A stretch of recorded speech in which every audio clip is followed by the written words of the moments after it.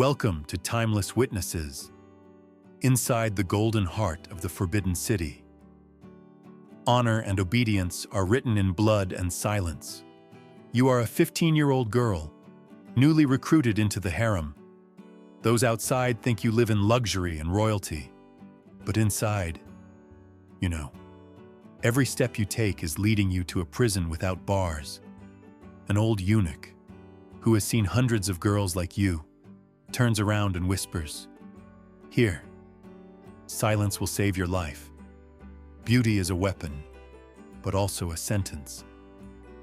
The story you are about to hear is not in history books, but in the eyes, the breath, and the secrets buried deep within the palace. The real rules of the harem are about to be revealed, and they are stranger and more terrifying than anything you could have imagined. Before diving into these forgotten stories of survival and suffering, if you enjoy learning about the hidden truths of history, consider hitting that like button and subscribing for more content like this. And please, comment below to let me know where you're listening from. I find it incredible that we're exploring these ancient stories together from different parts of the world, connected across time and space by our shared curiosity about the past. The first rule they teach you is the most fundamental: you must never, under any circumstances, turn your back to the emperor. This seems simple enough until you realize what it actually means. When the Son of Heaven enters his chambers, you must somehow maneuver yourself so that you are always facing him. Even as you undress, even as you move about the room, even as you perform the most intimate acts. The women who came before you have developed an almost supernatural ability to move sideways, to pivot and glide like dancers, never once allowing their spine to face the man who holds their life in his hands. But why? The answer lies in the paranoid mind of absolute power. An emperor who rules over 300 million subjects knows that death can come from anywhere, even from the soft hands of a beautiful woman, a concealed needle, a hidden blade, poison under the fingernails. These are the weapons that haunt the dreams of the most powerful man on earth. Your back turned toward him represents a moment of vulnerability where anything could be hidden, anything could be drawn. You learn this lesson from watching Mei Lin, a concubine who has survived 3 years in the harem. She moves through the emperor's chambers like water, never abrupt, never showing her back. When she needs to reach for something behind her, she turns in a graceful arc, her eyes never leaving the emperor's face. When she removes her robes, she does so with a fluid motion that seems choreographed, each garment falling away while she remains in an eternal state of partial genuflection. The second rule is even more disturbing. You must never speak unless spoken to. And when you do speak, you must refer to yourself in the third person. You are not I. You are this unworthy slave or this lowly concubine. Your individual identity, your sense of self must be erased the moment you enter his presence. The emperor does not make love to people. He makes love to vessels, to objects that exist solely for his pleasure. This linguistic erasure goes deeper than mere protocol. It rewires your brain, forces you to think of yourself as something less than human. Within months, many concubines find that they cannot even think of themselves as I when they are alone. They have become fragmented beings, their very thoughts colonized by the grammar of submission. The third rule involves your eyes, and it is perhaps the most psychologically devastating of all. You must never look directly into the emperor's eyes during intimacy. Your gaze must be fixed on a point just below his chin, creating the illusion of submission, while avoiding the dangerous territory of genuine eye contact. But this is not about respect. It is about preventing the emperor from seeing your soul, and more importantly, preventing you from seeing his. Eye contact creates intimacy, and intimacy creates complications. The emperor must be able to use your body without confronting your humanity. If he sees the fear in your eyes, the pain, the desperate longing for home, he might hesitate. If he sees the intelligence burning behind your gaze, he might begin to wonder what you are thinking, what you are planning. And if you see into his eyes, you might discover that the Son of Heaven is just a man, lonely and afraid, desperately trying to prove his divinity through the conquest of women's bodies. But the most twisted aspect of this rule is what happens when it is violated. If you accidentally meet his gaze, you must immediately prostrate yourself and beg forgiveness. Not for disrespect, but for the presumption of treating him as an equal. The punishment for repeated violations is not death, but something worse. You are sent to serve in the quarters of the eunuchs, where you will spend the rest of your life as a reminder to other women of what happens when you forget your place. The fourth rule governs the most intimate moments of all. During the act itself, you must maintain complete silence unless the emperor specifically commands you to make noise. But this is not about discretion or modesty. It is about control, your pleasure, your pain. Your very breath must be regulated by his will. If you cry out spontaneously, you are acknowledging that you have an independent physical response, a body that exists beyond his control. This cannot be tolerated. The enforcement of this rule creates a horrifying theater of intimacy. Women learn to hold their breath, to bite their tongues until they bleed, to dissociate so completely from their bodies that they feel nothing at all. The emperor, meanwhile, becomes addicted to the power of commanding response. Sometimes the emperor would spend the whole night trying to break a woman's silence, not through pleasure, but through pain, through physical challenge, by imposing his will on the last of her autonomy. Some could not bear the pressure. They developed a disease that even the imperial physicians could not name, complete muteness, to the point that even when alone, they could not make a sound. They became living ghosts, their voices stolen by the inhuman demands of imperial lust. The fifth rule concerned timing, and it exposed the mechanical insensitivity of the emperor's sex life. His orgasm was always the last, but not out of concern for the other's pleasure, but simply to maintain the order of a cold ritual of power. Instead, it is because his release represents the moment when the cosmic order is restored. His seed is considered sacred, a direct connection to the divine mandate of heaven. For a concubine to reach her peak before him would be tantamount to suggesting that her mortal pleasure could somehow supersede the divine will. This creates a nightmarish calculation for the women involved. They must constantly monitor not only their own responses, but also read the subtle signs of the emperor's arousal. They become experts in the art of suppression, learning to delay or prevent their own climax through sheer force of will. Some develop techniques of mental distraction so effective that they can recite entire poems or perform complex mathematical calculations while their bodies are being used.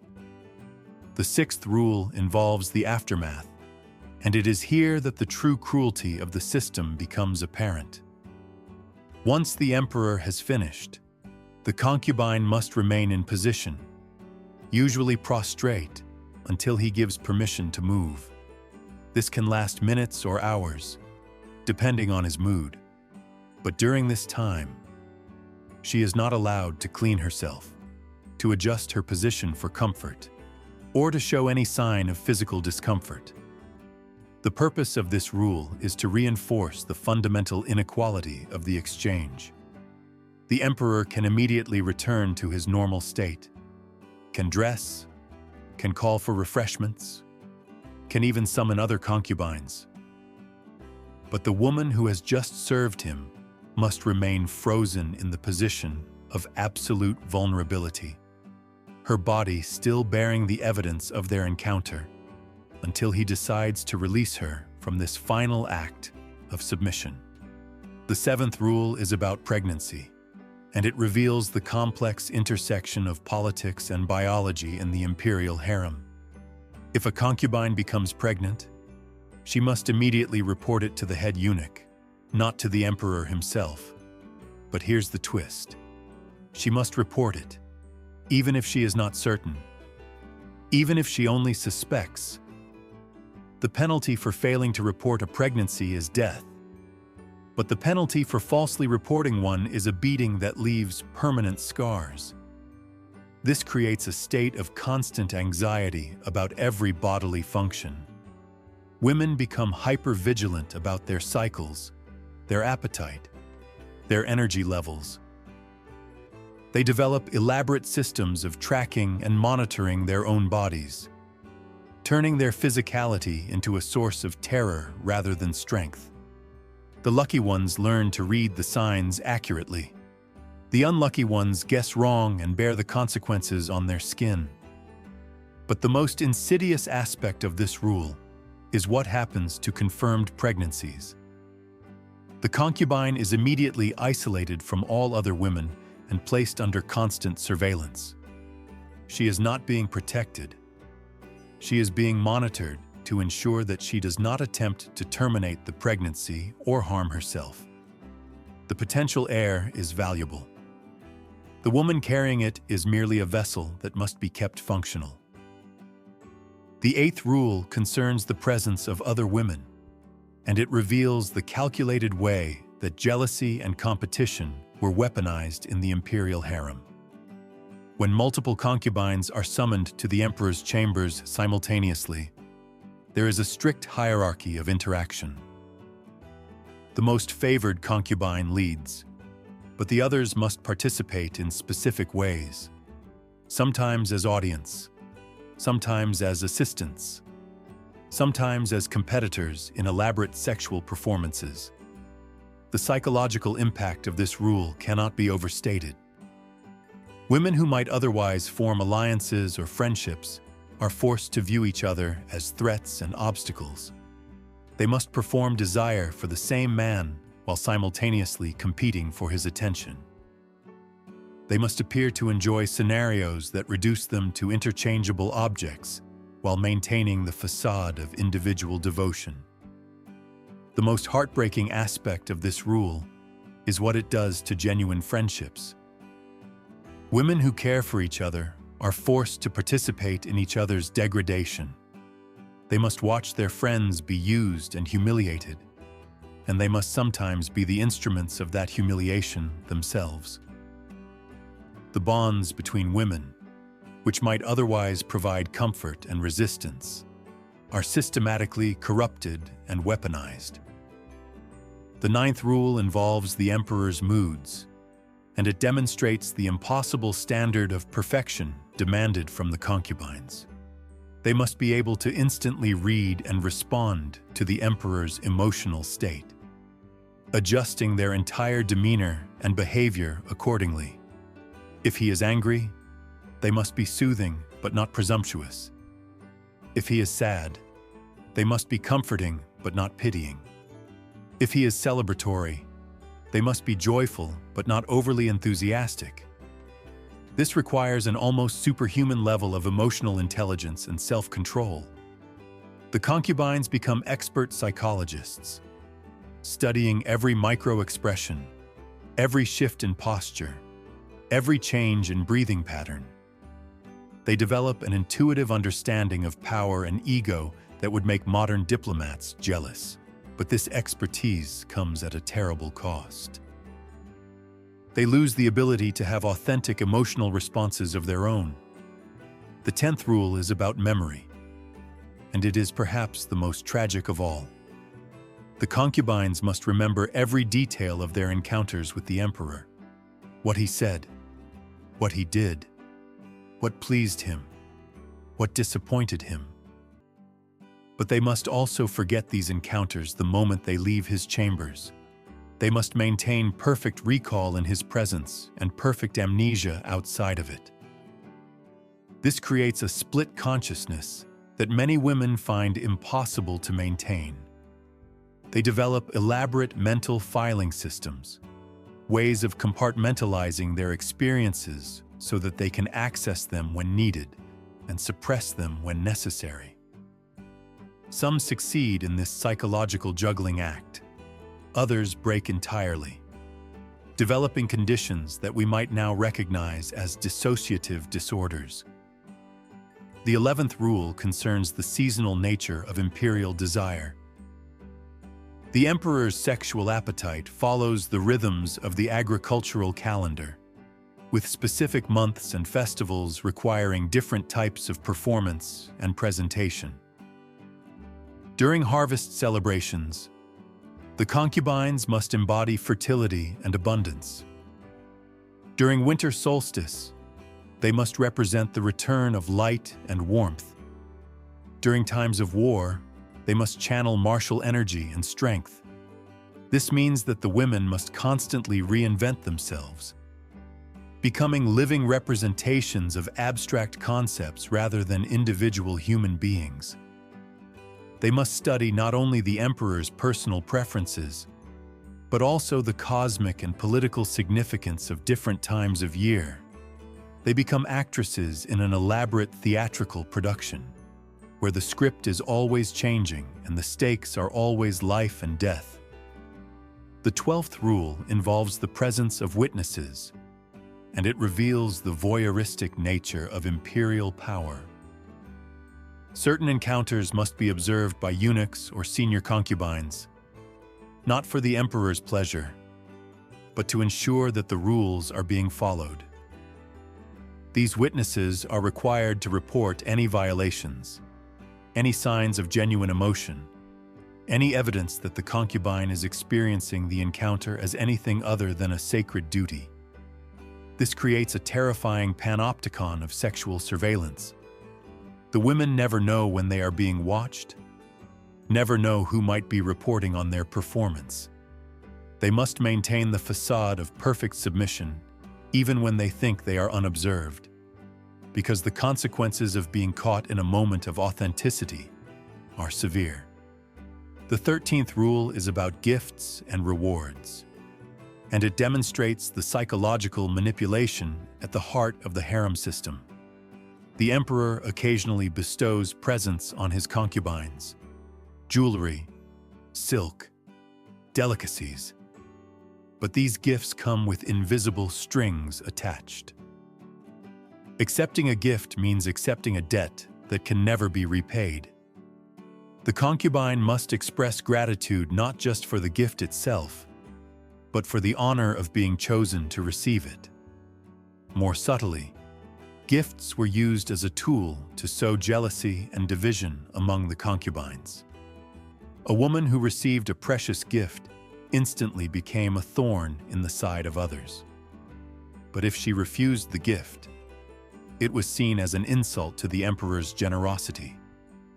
They were trapped in a system where every act of kindness was a threat, and every reward a hidden punishment.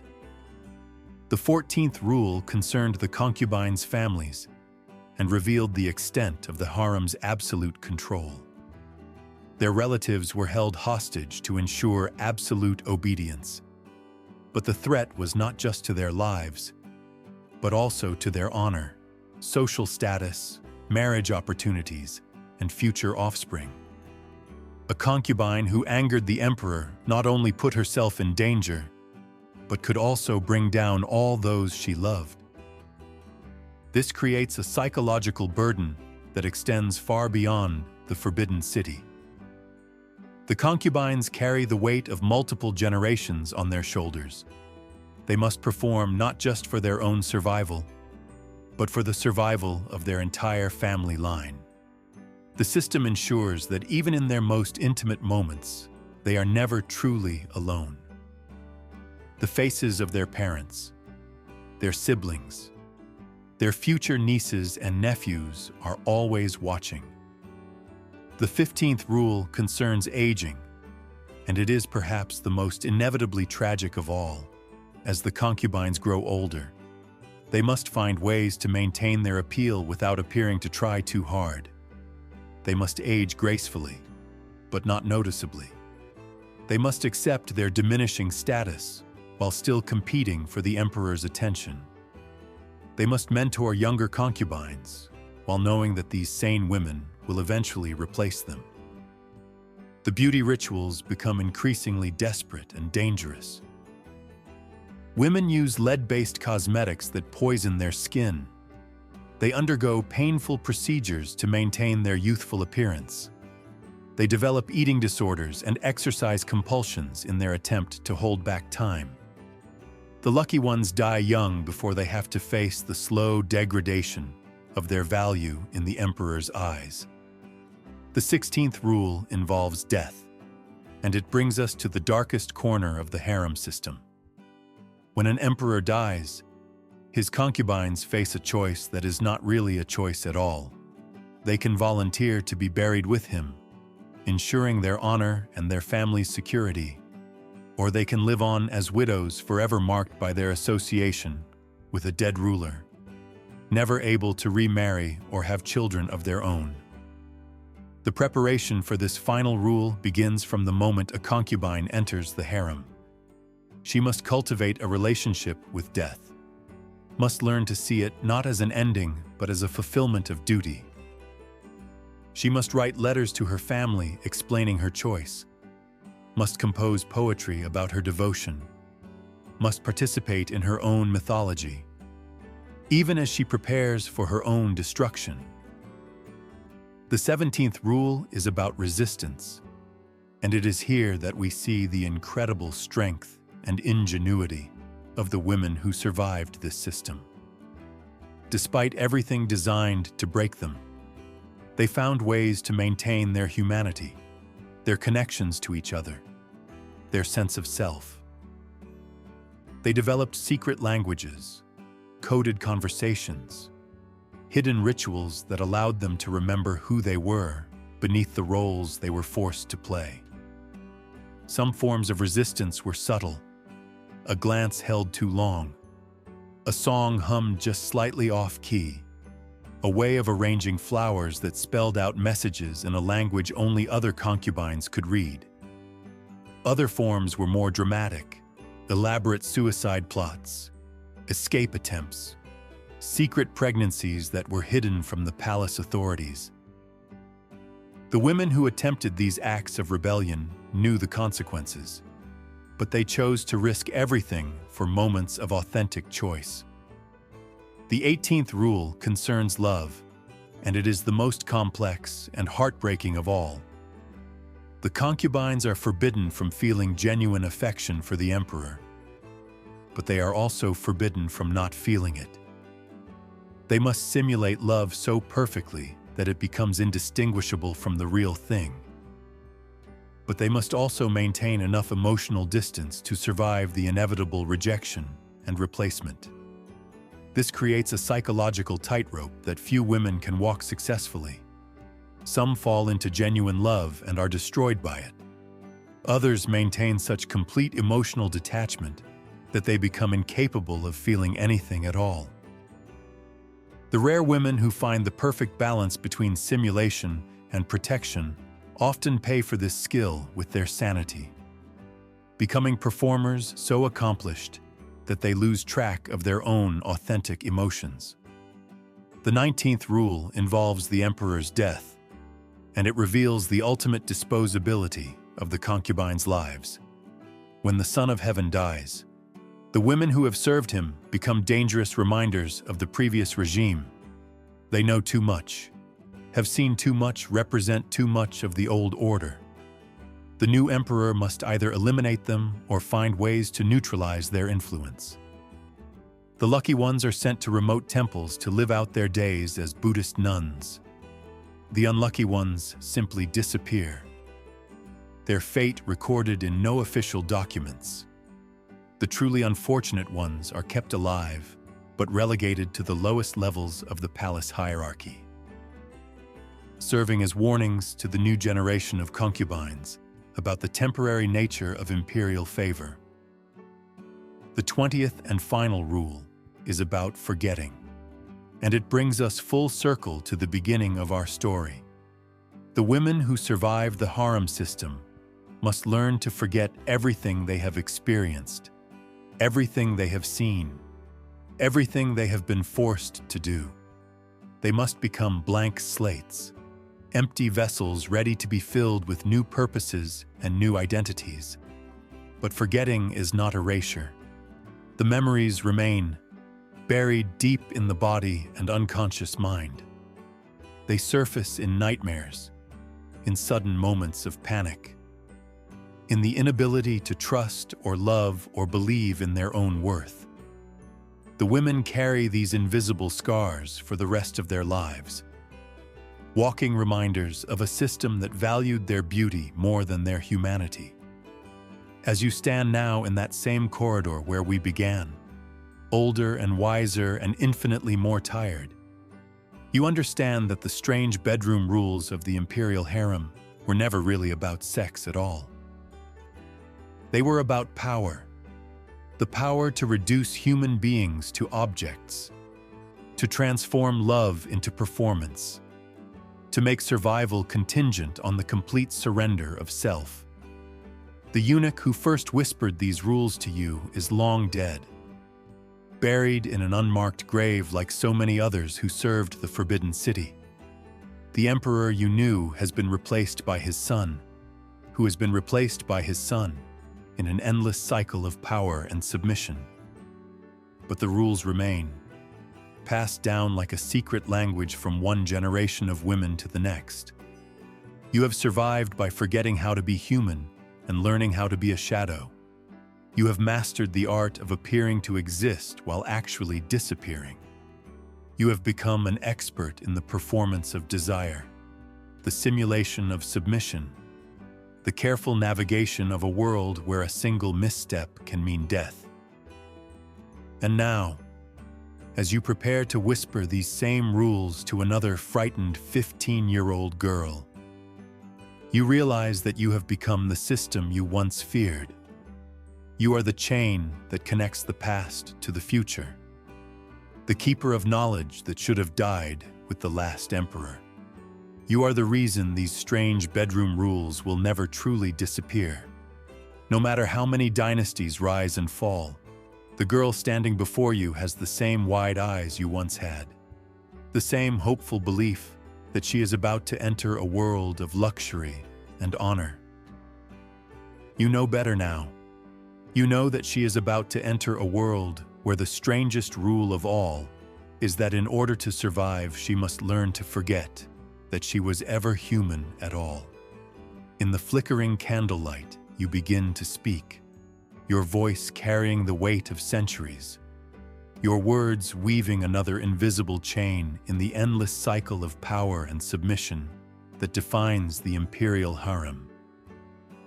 And somewhere in the distance, you can hear the sound of water trickling from ornamental fountains, the same sound that welcomed you to this place so many years ago, the same sound that will welcome countless other girls in the years to come. The rules never change, only the faces do.